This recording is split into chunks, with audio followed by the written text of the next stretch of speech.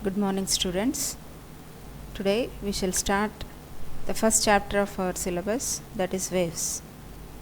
In this particular video, let us try to see the definition of a wave, its behavior, and the classification of waves.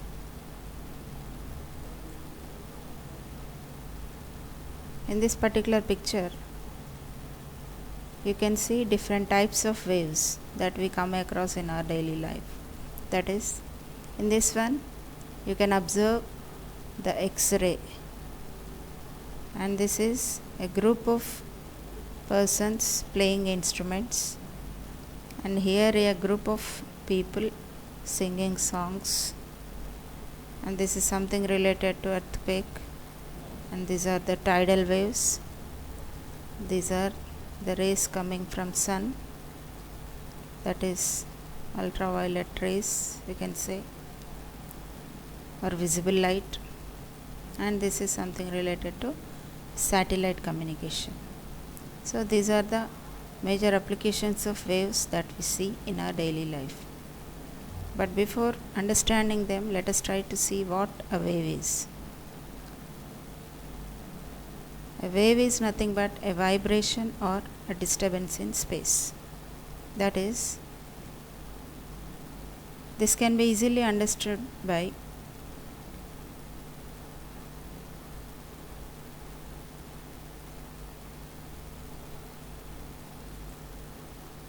formation of a wave can be easily understood when we drop a pebble in a pond of still water. In this, what we can see is the disturbance does not remain confined to one place, but it propagates outward along a circle. That is, the waves represent propagation or transport of energy, and the pattern of disturbance gives the information of propagation from one point to another. That is, the wave can be defined as the disturbance that moves without the actual physical transfer of matter is called a wave. That is, if you look to this particular example, in this, as we throw a pebble into a pond, what we observe is, we observe a circle-like waves in this one. That is, while throwing the stone, we supplied some sort of energy to the particles that are coming in contact with the stone. Those particles which gain energy, they do not keep quiet, but what they do is, they take that energy and they transfer that particular energy to the particle which is in contact with that particular particle which is beside that. In this way, the energy or the disturbance is being supplied from one particle to the other particle, which is nothing but a wave. That is, in wave, what actually happens is transport of energy takes place. That is, energy is being transferred from one point to the other point, and the way in which the energy is transferred gives the information of that particular wave. And in this example, we can also observe that if we throw a leaf onto this particular water, what we observe is the leaf will move on the water its same place in upward and downward direction, but it does not move forward to the bank. What it means is, the physical transfer of water is not taking place, but the water particles are vibrating from equilibrium position.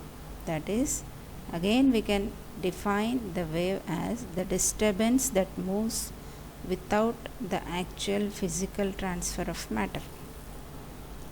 Now, that is how we define wave. Wave is the disturbance that moves without the actual physical transfer of matter. That is, what do waves do? Waves transfer energy without transferring matter.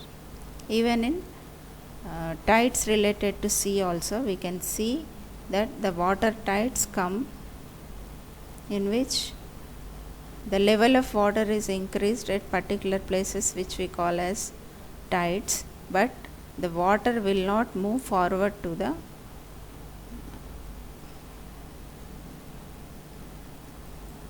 seashore. And now let us try to see the classification of waves. Actually, waves are classified in two different ways. That is, first one is what they move through, and the second one is how the particles move through them. Let us see what they are. So, what material do waves move through is known as the medium. That is, the medium that is used in a particular wave. Depending upon that, the waves can be classified. What actually a medium is? A medium is the substance that moves, that waves travel through and need to have in order to move. That is, so in the example of a wave related to water, that is water wave, if there is no water, can we observe the water wave? No. That is, the medium required here is water.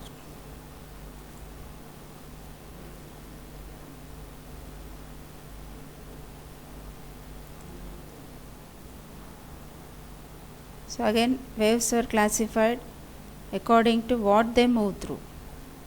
That is, depending upon the medium used in transfer of waves is of two types. That is, the waves are of two types. The first one is electromagnetic waves and the second one is mechanical waves. In electromagnetic waves, we don't need any matter. That is, even the electromagnetic waves can even travel through vacuum. So this is one kind of waves.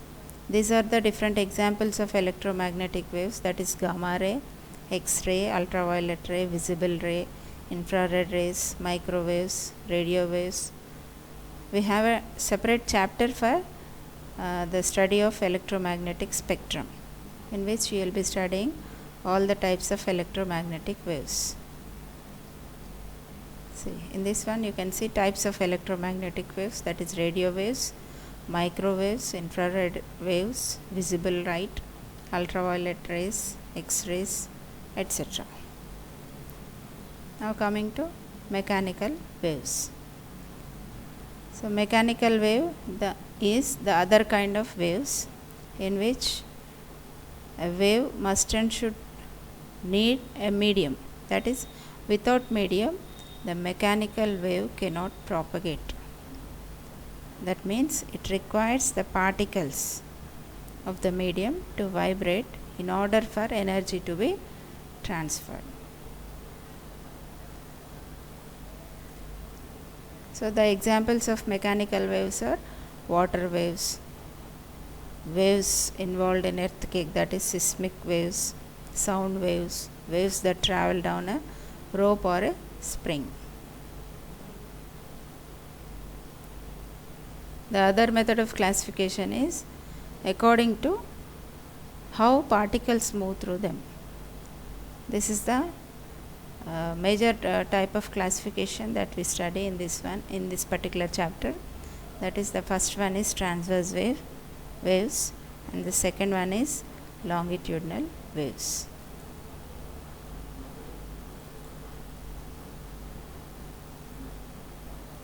So the first one is transverse waves. These are the waves in which the particles of the medium oscillate perpendicular to the direction of wave propagation. That is, if the wave is moving in x direction, then the particles of the medium move perpendicular to this x direction, that is in y direction, this way. So these are the transverse waves. Transverse waves, they travel in the form of crests and troughs.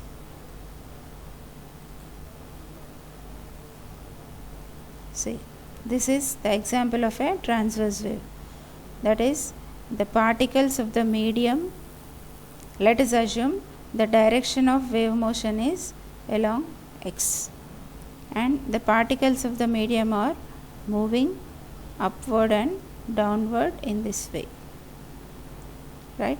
So the maximum distance that a particle can move from its equilibrium position is called as crest, and the downward thing is called as trough. That is, a crest and a trough makes a complete wave, transverse wave, and the amplitude can be defined as the maximum distance between, or the maximum displacement that a particle takes from its mean position.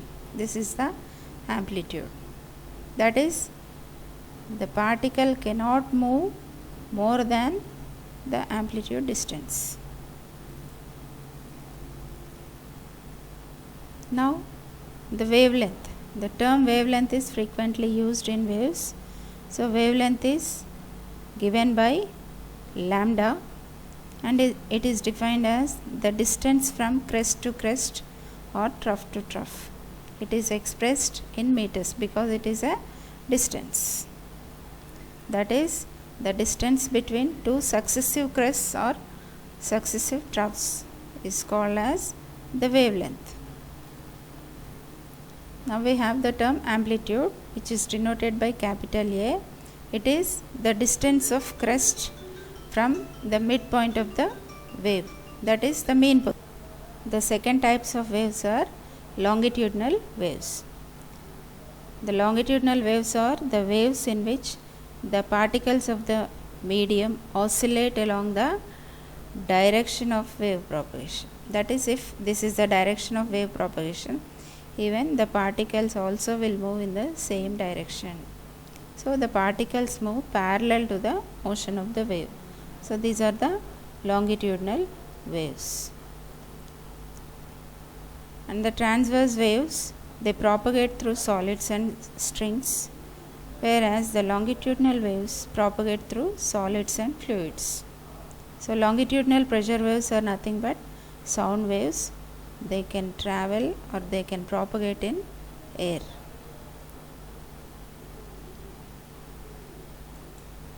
The longitudinal waves travel in the form of a compression and rarefaction. That is, compression is nothing but a crowded area causing a high pressure region. Rarefaction is nothing but a spread out area causing a low pressure region. For this, we can take an example of a spring. That is, if we pull out the spring at one end, and if we fix the other end to a fixed point, and let us see what happens. If we compress the spring from one side once, initially the outer layers of spring, they are compressed, which is called as compression. Here in this particular area, the spring particles are crowded, and we can assume that high pressure is present in that particular area. So after we remove our hand, that particular area of spring, it tries to release the pressure by pushing the energy to the particles which are beside the particles of spring. That is, that pressure is transferred to the particles which are beside the spring of compression area. So now the compression area which was initially at the end of spring is now released, causing a rarefaction region, and the region beside that will now become a compression. That is, a combination of a compression and rarefaction will give a longitudinal wave.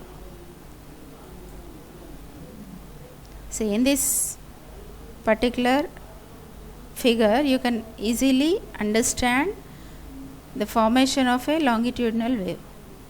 Here if we continually supply energy to the spring from one side, we can see this kind of formation. Here in this area, in this area, in this area, we can observe compression. That is, the particles of the spring are tightly bound to each other. Now here we can observe that pressure is released in these areas. So this is called as rarefaction, and this is called as compression. So a combination of compression and rarefaction will give longitudinal wave. So in this particular diagram, you have two different types of waves. So you have to identify which is which. So in this particular diagram, we can observe that the particles here, here, here, here, they are compressed. We can easily understand by looking into the figure that they are compressed.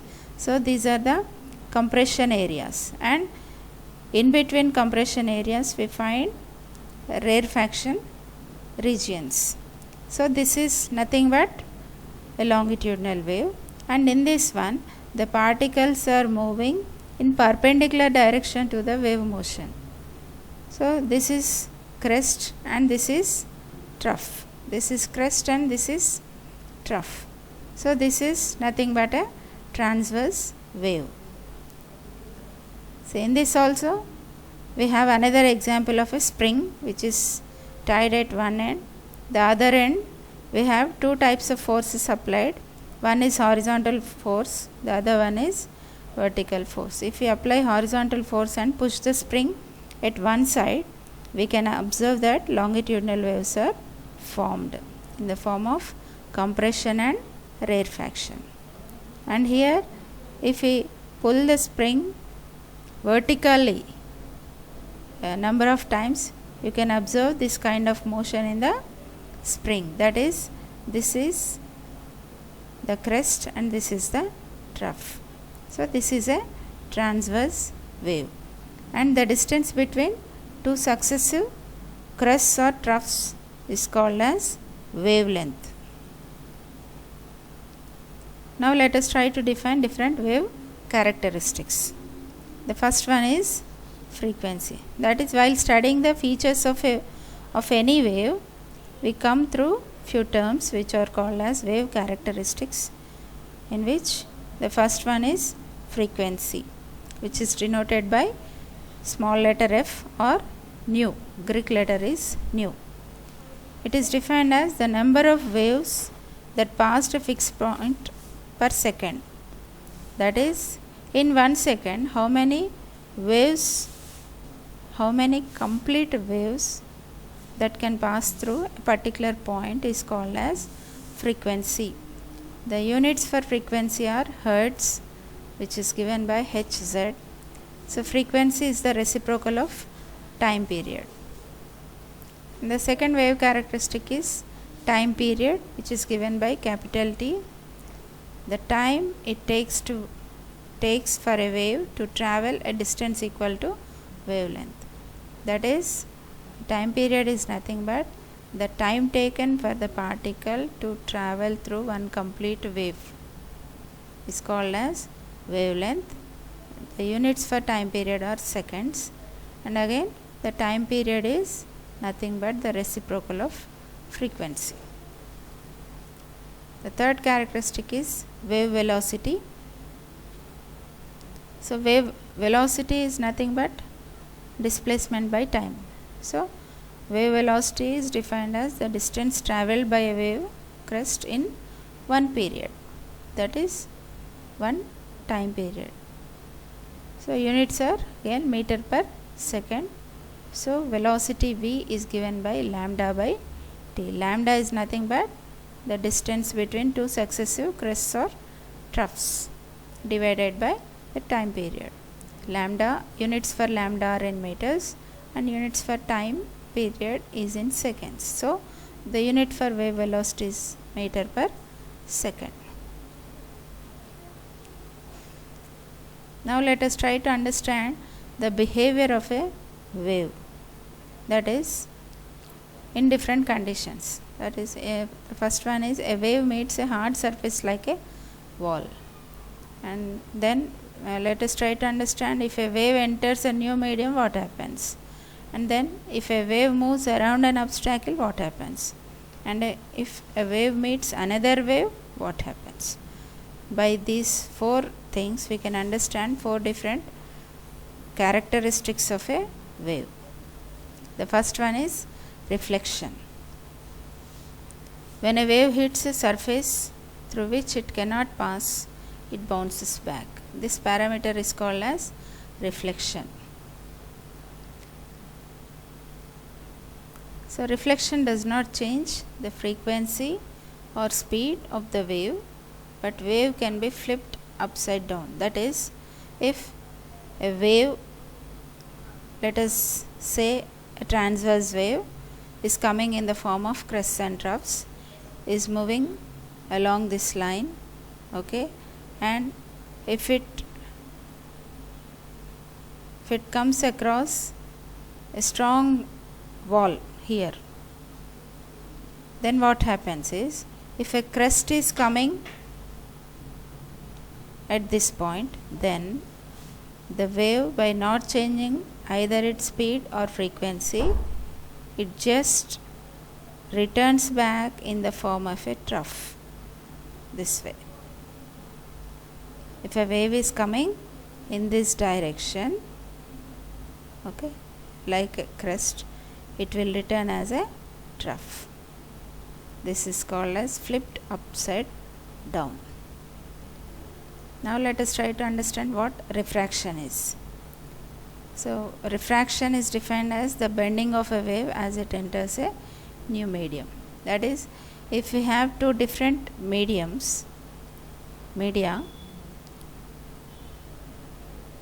we can observe that the density of each medium is different. That is, if you take this example, in this glass we pour some water here and we kept a pencil into this. Here we have air particles and here we have water particles. And when pencil is put into this glass, that pencil is covering, half of the pencil is covered by water particles and half is covered by air particles. So at the boundary of these two mediums, what we can observe is the pencil is looking little bit wider. That is, the pencil is seemed to be bent at this particular point. This is due to refraction. That is, when the wave is moving in air, its velocity is different, and if that is to be moved in water, its velocity will be different. So due to the change in the velocities of wave in two different media, we observe this kind of change. So greater is change in speed, more bending of the wave we can observe. Then we have diffraction. Diffraction is nothing but the bending of a wave as it moves around an obstacle or passes through a narrow opening. Here you can see, if you have a narrow opening here, the wave seems to be bent around the narrow opening, which is called as diffraction. So here you can clearly observe the wave will try to curve around the boundary or outward through the opening due to friction. So this can be easily understood in some examples related to water where there is an opening in between. Then we have interference. Interference is nothing but when two or more waves combine together, we can observe interference. That is, the pattern of one wave is interfered with the pattern of other wave, which is nothing but interference. So again, in interference we can have two types of interferences, that is constructive interference and destructive interference. In constructive interference, we can see in this particular figure we have one wave having crests and troughs in this way. This is transverse wave number 1. This is another transverse wave which is of number 2. So if these two waves travel through a particular medium at the same time, we can observe that the crest of one wave is falling on the other. So the combination of these two waves will give the resultant pattern, in which we can observe that the height of crest is more when compared with that of each of the waves. That is, when two waves combine to make a larger wave, we call it as constructive interference. So in destructive interference, we find some phase difference between two waves. Here we see wave number 1 is traveling like this, and wave number 2 is traveling in this way. That is, here initially we have a crest here, and here we have a trough. The phase difference between crest and trough is 180 degrees. So when these two fall on each other, the combination will have zero displacement. That is, they cancel each other. Two or more waves combine to produce a smaller wave or destroy the wave completely. We call it as destructive interference. Then we have polarization. Polarization is nothing but filtering radiating light to allow only light traveling in one particular direction. That is, if you want to allow light to travel only in one direction, we call that particular characteristic as polarization. In this example, you can observe that a rope is passing through this particular combination of wood pieces, and if we move it in vertical direction, only then the wave is capable of moving, otherwise it cannot move. That is, the movement of this particular rope is confined to only vertical y direction. Okay, this is how you can understand polarization. Then we have another important term in waves, that is resonance.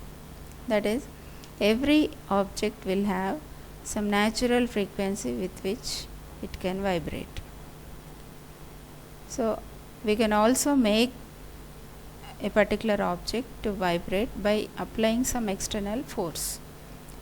That frequency is called as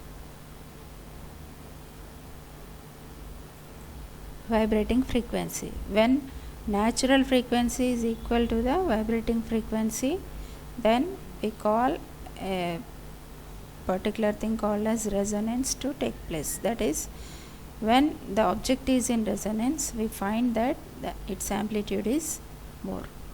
So when one object vibrates another without being touched, we call resonance is taking place. That means the two objects resonate at the same frequency and their amplitude also increases. Here you can observe the example. Here fork A is resonating, that is, it is being vibrated, and when the frequency of fork A is equal to natural frequency of fork B, then fork B will also start vibrating. So this is called as resonance.